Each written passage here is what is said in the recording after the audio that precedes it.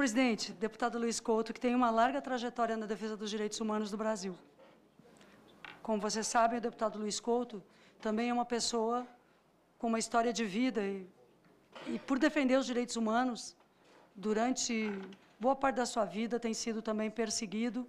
É um parlamentar da Paraíba, mas que nós temos contado com ele em cada estado brasileiro para defender aqueles que mais precisam e que são vítimas da violência, sobretudo da violência do Estado. O Estado existe para a proteção de todos os cidadãos e cidadãs, e a referência do Estado é a lei, é o cumprimento dela e a Constituição. Quando nós realizamos uma audiência como essa, deputado Luiz Couto e prezados convidados, senhor Clementino Pereira, sobretudo, cada um e cada uma que aqui está, nós realizamos a partir de uma tarefa institucional. Cabe à Comissão de Direitos Humanos da Câmara dos Deputados estar atenta e buscar, dentro da sociedade brasileira e deste parlamento, produzir as mediações necessárias. A democracia exige o papel de mediadores também. Qual é o papel do parlamentar? Senão o de produzir uma relação que possa ser dialogada. Nós tentamos isso no último dia 24 de maio. É como se, em uma região de conflito, aqueles que as Nações Unidas enviam para tratarem da paz, ou as organizações humanitárias internacionais da sociedade civil também, fossem bombardeados e destruídos ao lado daqueles que estão, por eles, tendo a atenção para serem protegidos. A nossa missão como parlamentares, participando no último dia 24, era tentarmos prevenir qualquer ação violenta do Estado. No entanto, no último dia 24 de maio, que foi um dia no qual concluímos aquela noite com o estabelecimento de um decreto de lei e ordem, a esplanada dos ministérios, equivocadamente por este governo, tomada pelas Forças Armadas, aquele dia onde jamais isso deveria ter acontecido, o que aconteceu antes, talvez, tenha sido pior. Uma manifestação pacífica, voltada a reivindicações, a posicionar-se contra a reforma da Previdência, a reforma trabalhista, com pessoas que viajaram 30, 40 horas de diversas unidades da federação. Esta manifestação não pode sequer instalar-se. A caminhada não teve a oportunidade de transformar-se num ato político, onde lideranças políticas de todos os estados e de vários matizes ideológicos, não apenas de um partido, deputado Chico Alencar, mas de várias organizações partidárias, mas principalmente de todas as centrais sindicais, nenhuma das lideranças pôde sequer usar da palavra. Não me falem de uma provocação feita por manifestantes.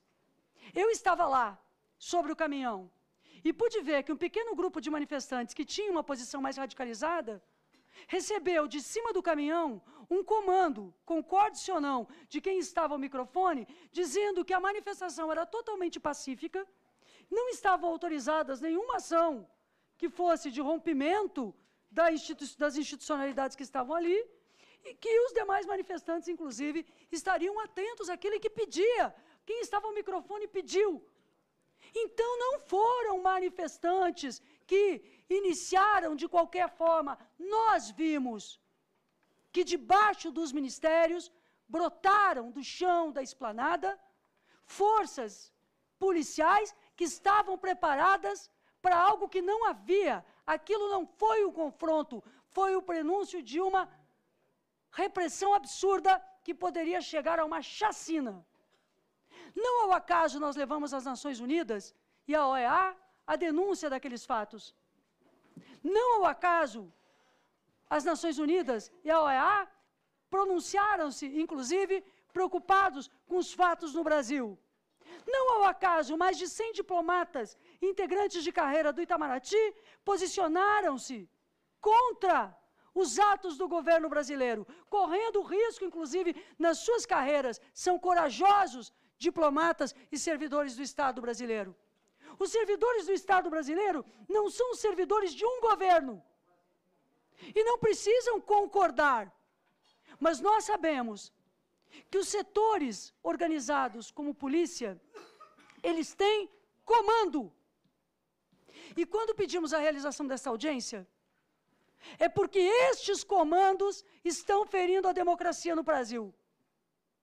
Eu não me dirijo aos praças, que vêm muitas vezes aqui e que recebem o nosso apoio nas suas reivindicações por melhores condições de trabalho. Não me dirijo a eles, em que pese saber da existência de abuso por parte, isoladamente, também de forças que se investem de autoridades para o abuso de autoridade. Mas, nesse momento, eu não me dirijo a quem executou a ordem, me dirijo aos comandos, na figura do governador deste Distrito Federal, na figura do presidente da República, de seus ministros, das autoridades constituídas, que inclusive utilizaram indevidamente o nome do presidente dessa Câmara dos Deputados, dizendo que ele havia solicitado, o que depois ele desmentiu que não havia. Há uma névoa sobre aquele dia. Mas não esqueçam, é o mesmo dia onde 10 trabalhadores sem terra foram assassinados no Pará, entre eles uma mulher. Não esqueçam que a semana passada, o deputado Jefferson Fernandes, presidente da Comissão de Direitos Humanos da Assembleia Legislativa Gaúcha, foi preso, arrastado, algemado, por 1 hora, carregado de um lado para outro na cidade de Porto Alegre, num camburão. Ele foi machucado. E eu, quando faço a denúncia indignada pelo que aconteceu com o deputado, é porque, nas palavras dele, quando isto aconteceu com ele, é porque antes, Clementino, você perdeu parte do seu corpo para esta repressão e nada poderá indenizar o que jamais deveria ter havido. Então, o papel do parlamentar é impossível ser realizado nessas condições. No entanto, nos idos de 64, alguns parlamentares dessa casa, entre eles Rubens Paiva, perdeu a vida por defender a democracia, num porão da ditadura militar. A nossa geração não poderá se calar diante daqueles que, nesse período também, não assumem a democracia e a Constituição como um direito. Eu considero que essa audiência, senhor presidente Luiz Couto, é extremamente importante, porque nós chegamos às raias do embrutecimento tal, em que toda manifestação pública no Brasil tem uma contrapartida de violência inaceitável. Não há uma só manifestação, seja qual for a causa, a moradia, a saúde, a terra, ou a democracia, ou a previdência, ou direitos trabalhistas, ou os indígenas, os negros e negras, as mulheres. Não há uma só causa que o povo se reúna, que nos dias atuais as pessoas não sofram uma forte e violenta repressão. Eu penso, senhor presidente, que a Comissão de Direitos Humanos deve escrever um relatório, manter o seu diálogo internacional com a ONU e com a OEA, com as áreas de direitos humanos, sobre o tema. Denunciar internacionalmente a todas as organizações da sociedade civil o que hoje acontece no Brasil. Apoiar as vítimas e, sobretudo, organizar uma comissão que possa certificar integrantes de organizações da sociedade civil para atuarem também em nosso nome, porque nós não conseguimos estar em todos os lugares.